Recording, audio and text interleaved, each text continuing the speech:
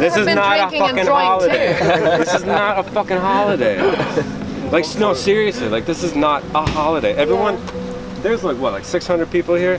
About 550 of them have treated this thing like as a holiday. And it's like completely destroyed Andre's perspective of what THU is. Because of that reason. That there was beer everywhere, that people were loud and drinking and leaving shit all over the floor. And it was, the things that all the educators came here to do is to show you how to change and become a bigger thing that you were before you arrived. And everyone who says they were here on a holiday, well, hurts. For me, that is holiday. The idea that, like, not to be egotistical, but a lot of people here came to ask the question, like, how did you get where you are? To all of the instructors here, because they put them at, like, how did you get to there? And it's because when I was in school, like, when everyone would be out at night drinking like you want to do in college, they had live model sessions, and I went, and there was like 5 people there. Those 5 people were the ones out of the 50 people who graduated together who are now still fine artists. It's because they put that time in and they took advantage of it. Like, yeah, there's a garden full of beer here, there's beer down there. There were live models up there for 5 minutes drawing in a situation that, like, you're surrounded by the people that you admire. You should, like, take that time and draw them. Why is this page blank? Why are all these pages blank? Because normally I hold it like this. When you draw, it's pressure up, pressure up, down. You can do that in 5 seconds, you know. It's a confident mark. When you go and you put the pressure in the right spot in one, I mean, it's only a 2-second mark, so if you had 2 minutes to draw this, like, what if you only had 10 seconds?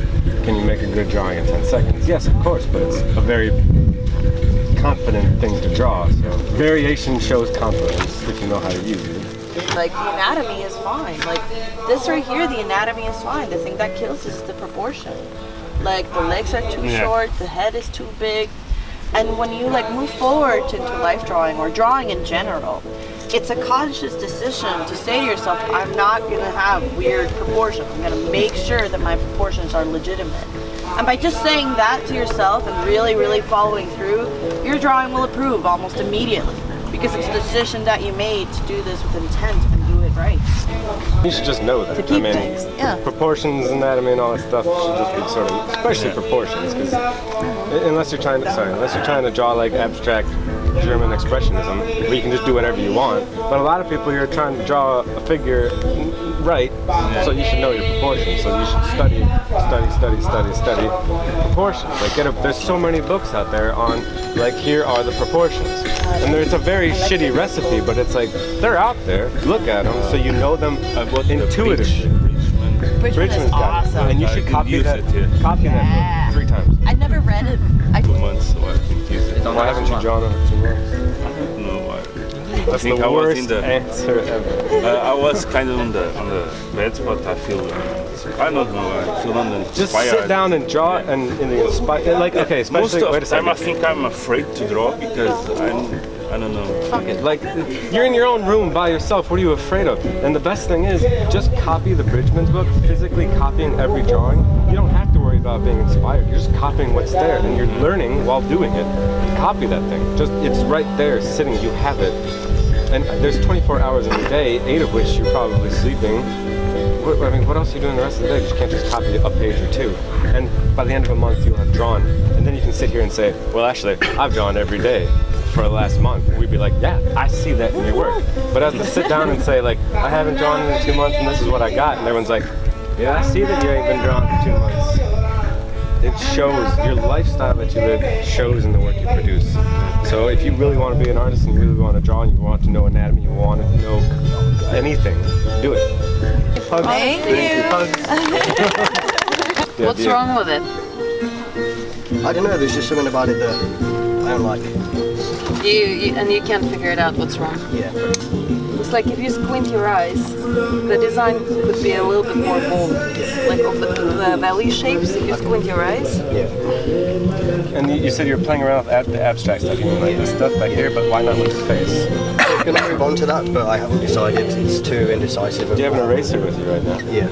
Get it out. If I were you, I would take that eraser and erase everything from here. Now stop. I really think that made it just a lot better. Yeah. And I don't mean getting rid of things you worked on. I mean a little bit of difference, and you lightened up things, and it's got a little more air and atmosphere, and you had the balls to take the atmosphere that you want to play with over things.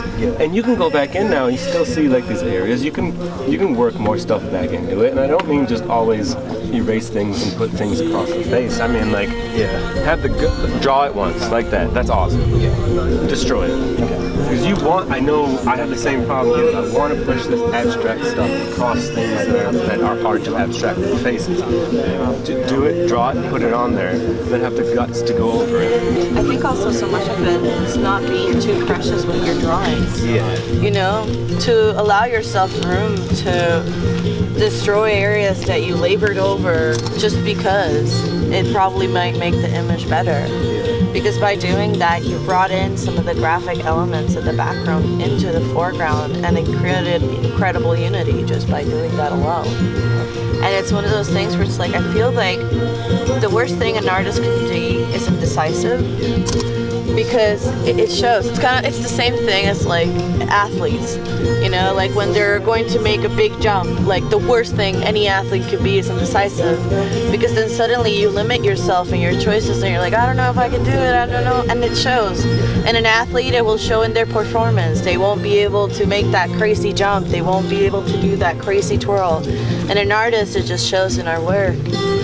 I just wanted to say, because right now I can see that you are thinking about the features as features, but I think one of the most helpful things when you draw a face is to think about it as abstract thing. I'm saying that because there's definite line on here and here, but line doesn't exist, right? So it's always better to unify, like let's say before you lifted up the values here, what I would do, I would just make the value, basically weld it, that line's like drawing with obstacles, into one value shape.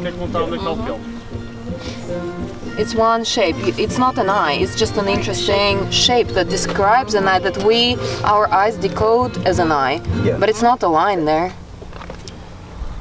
It's almost like you're drawing the symbol of an eye. It's symbol of an eye, yeah, exactly. And not what an eye is. It's really funny too, by abstracting the face, people usually become more accurate in their drawing of the face. Because you're not so like invested in like, oh, I want to draw a face, I want to draw a face. You start just drawing shapes, and really that's what face is about. Yeah.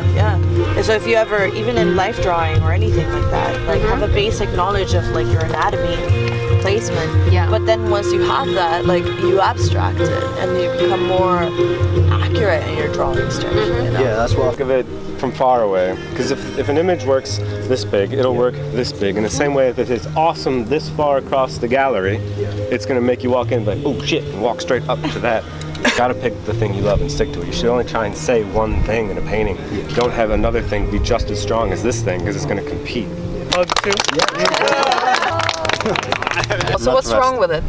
I don't know, you tell me. No, you tell me. You know what's wrong with it. You think that's the most amazing thing you've ever seen on the planet? No, like, No? Well, yes or no? the bricks kind of got in my way. Why'd you paint it on a brick wall? Yeah. Because it was given to me by the organization. Why didn't you gesso it over with like plaster?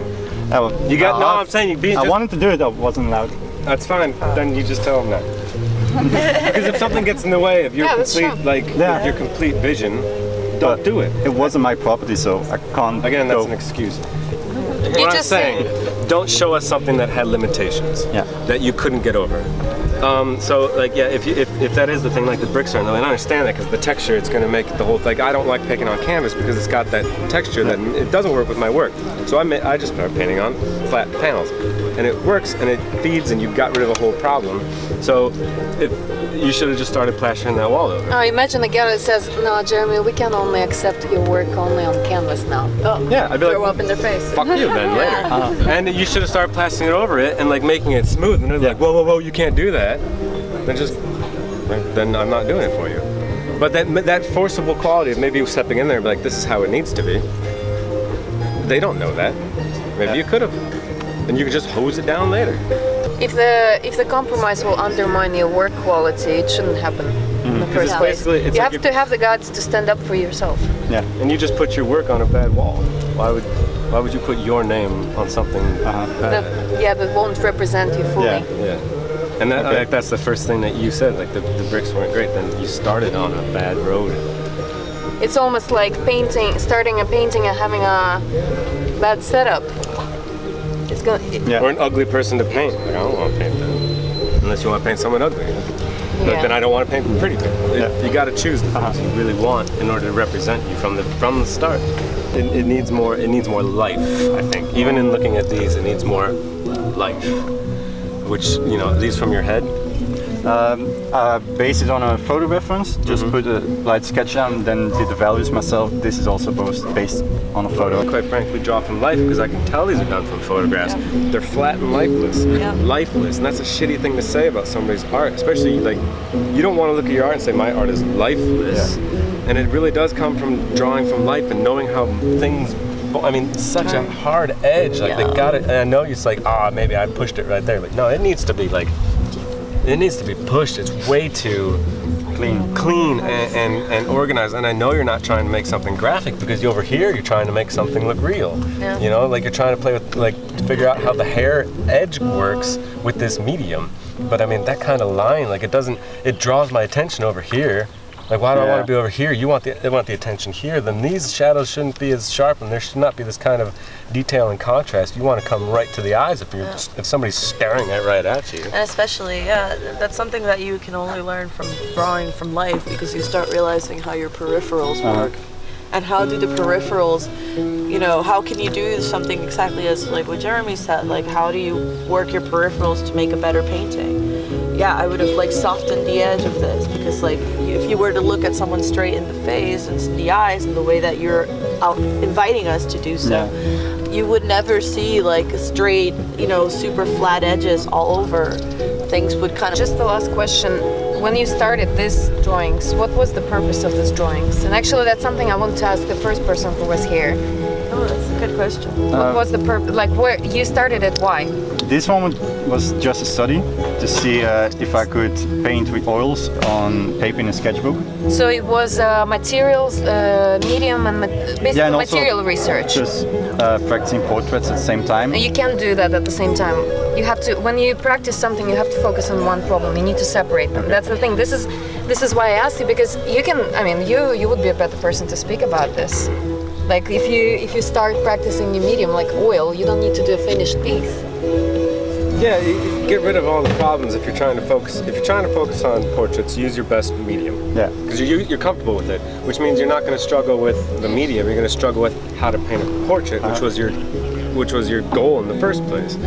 Like I understand. Like I want to paint a nice figure, but I want to do it awesome. So I'm going to use like this medium, like in digital, that I never used before, because I love digital art. But I'm going to do it in like all the colors, and immediately you're just like, you're going to make garbage. Yeah. You're going to make garbage because you're working into stuff you don't know.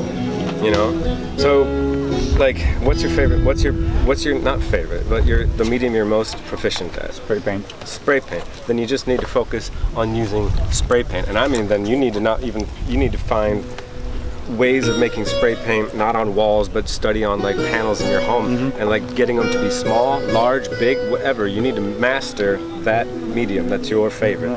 So if you want to study portraits, do portraits in spray paint. Is that what you do? Yeah, that's what I've done. Is that a spray paint and portrait? Yeah. Then why don't you show us that? That's a lot better than this garbage. No offense. But I mean, that's what I'm saying. I can say it's garbage because you just showed me something you can do that's so much better. And it's incredibly small. Like, and if you told me that's small, that's that size spray It's paint. an A4. Yeah, you see? When you walked in the interview, you lost the job. Then you're like, I also do this. And they're like, oh, what the? Fuck. So just show what you're confident at and what you're good at, and just focus on that. Yeah. And when you master that, I mean, when you're a damn master at that, then try oils, because you know how to do it with, or try a different subject in the medium in order to move that way. You know, you can play with other things in the meantime to get yourself, just because you need a break sometimes from the spray paint. Nauseous, but like also like just medium wise. But that's incredible. That's really good. Thanks. Should have shown that. Why didn't you? Why didn't you? Because like this was done as a tech demo, because you see there's a pink object attached to the can. That's something I invented, because doing something this small wasn't possible until 6 months ago. That's another reason to ask the same question. Why didn't you show that? But like I don't think like this is my work. This was just a tech demo to show the spray paint community like it's possible to do something this small, because I made that. That is your work. You made that.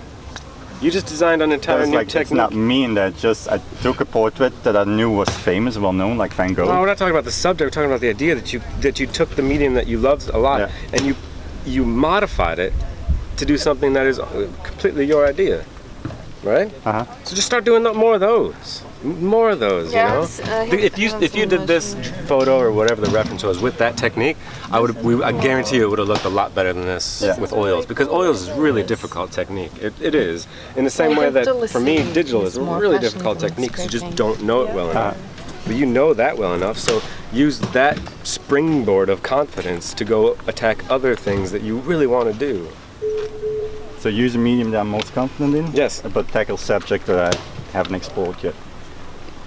That's why oil painters paint stuff, because they know how to paint with oils, and they're like, all right, and they search for something that they can see if they can tackle it. It's all basically about I want to see if I can create that, and for me it would be I want to see if I can paint that in oils, and then for you it would be like I want to see if I can paint that with spray paint. For other people it's like I want to see if I can film that, but it's always whatever that is. Based off of the medium you're comfortable with.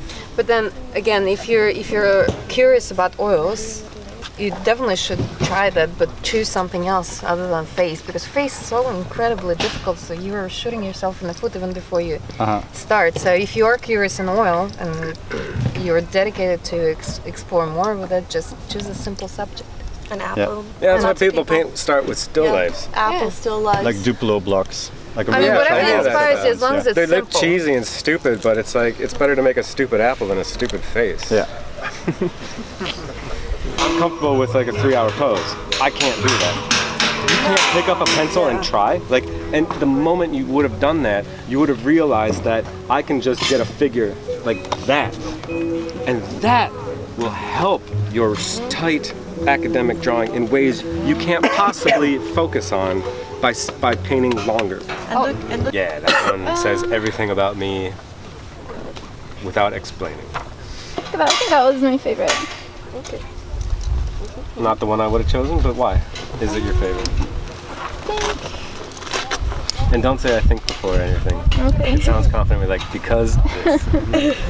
And take as long a time as you want to think. But sitting in front of a long pose and you're interested in just one area and you get it down and you had the whole body blocked out and you finish the face, just leave. Like, just get up and go, because you were done with the drawing. It doesn't matter how long the pose is. It's like if you're in the middle of a test and everyone's quiet and you have an hour and you see somebody get up and go walk to the desk and put it down. Like, what the fuck? That guy's smart. Yeah. It's just like if you got up and like, I'm done, bitches, and walk away. It's because you are done. You don't have to wait until the buzzer goes off. I'm done when I'm done. And I don't mean like yell at the model, sit the fuck back down. Or maybe like do it. I mean, maybe that would be like, whoa, shit. Holy shit, this is crazy. Yeah. So one of the best pieces of advice I've ever gotten was to never assume what the other person's gonna think. To just let that person enjoy your work. Like, if you're the kind of person that before showing anything, you're like, I don't know, shut up, just don't. Just don't say anything. Let the people enjoy it themselves. Or not enjoy it. There's like, or just let them let them feel whatever they need to feel. because you didn't do it for them, you did it for you. Part of the confidence comes from somebody saying, that's garbage, and be like, all right, thank you. You know, I mean, that's a confident like response to it. If someone's like, that's bullshit, that's garbage, and you're like, like, why does their opinion matter that much to you, especially if it's something you really like? And so if they say, I think that's stupid, but you really like it, you should just walk away and be like, well, they don't like it. They don't like it. I don't care. I fucking love it. What if I hate it? If you hate it, then if they say, I hate it too, be like, yeah, me too. This is garbage. Take it up, tear it up, throw it out. And be like, they were right. But it doesn't really matter if they do or don't like it. Because, like you said, what if I hate it? Well, then you hate it, and so do they. What if you love it and they hate it? You love it. Fuck them. Like right now, yeah, the proportion is off, but I like this one. You know why? You know why? No, I don't. I like it because of the line way that you have. I love it because of the shading that you have, how planted the feet feel. Yeah, the head is way off, for sure. That is true. But I just really enjoy like the slight like shading that you have here. And and it's one of those things where it's like that is like, you know, when someone tells you, oh, I like this or I hate it. Yeah, the ability to say, oh, okay, I will listen to you if it's something that I think is valuable, or I will tell you to fuck off if I think that you're full of shit, you know? It's important. I was thinking about catching the mood. The mood. The mood. Okay. And for catching the mood, now that you're looking at it, do you think there's something that's over-explained or like critique? What's your critique on this? Now that you said that you... Does it create a mood to you? Or what is that mood? It didn't really catch this because she's very dark, but the background is... And I remember that room. The room was very dark. The room was very So dark. you should take a pencil and just darken the shit out of all of it, and then pull out that Bring it highlight, back. and right there would be the mood. She didn't go away, right? And now you have, and if you can, you want to pull things out, and you want to darken this, and you lose her here, lose her there, and you can shade it in, and you can pull things out, and now you're getting a mood. And if you have the eraser right here, you can start pulling out a highlight right there, and now she starts to go back into space, and it takes a lot more refining than just this. But if you want a mood, start working on it until you've got the basic figure there. You don't need the model anymore, because the model has nothing to do with the mood once you've got it already down there. Now the mood is in you, and it's the thing you're conveying to a person. So how do you express what you want to express as a mood to people? Now you can work on it like that. The structure is there, the scaffolding is there. Now just start making the building inside of it. It's more for me, because I feel like an asshole and I don't want to. Did you just use one pen this whole night? Yeah, one pen. Why didn't you have like 20 different things to like all work with, like many different like ways of saying something? You need to say something dark, and you didn't have the ability to do it because you just were limited by the materials that you had. My digital paintings. Put it down. That's fine. No, show us your favorite.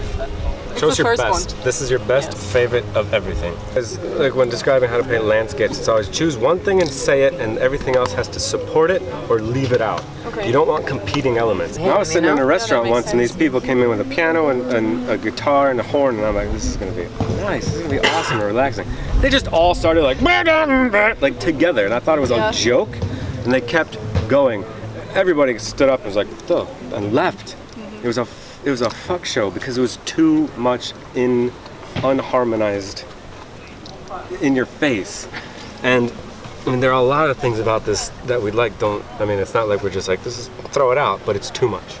Like, I can see why this is your favorite, but you can, because maybe there's so many elements in here that you love and you want to show how much of your ability is there, but like, this leads you into this contrast right here. I mean, you could even deaden some of this, but it's still pretty all right. Like, this is a great image, so much better than this. Just because you can't hug somebody you hate, right? So now we don't hate each other.